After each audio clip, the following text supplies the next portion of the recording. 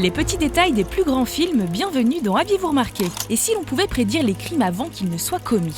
Une vaste question à laquelle s'est attelé Steven Spielberg en 2002 avec Minority Report, bien aidé par un Tom Cruise au top de sa forme. Son personnage devra fuir et prouver son innocence à un encore tout jeune Colin Farrell, mais Tom aura beau courir, ça ne nous empêchera pas de vous trouver les petits détails de ce classique de la SF. Lors de cette scène où John Anderton revoit les vidéos de son fils, il se goinfre de céréales. Si on y regarde de plus près, ces céréales viennent d'une marque fictive Pine & Oats qui propose même quelques jouets cadeaux dans leur boîte. Regardez encore de plus près, juste au dos de la boîte, et vous pourrez voir que les jouets cadeaux en question sont des magnets à collectionner autour d'un film célébrant ses 70 ans. On peut ainsi discerner la fameuse image d'Elliot qui vole sur son vélo devant la lune de E.T., un autre film de l'ami Steven Spielberg.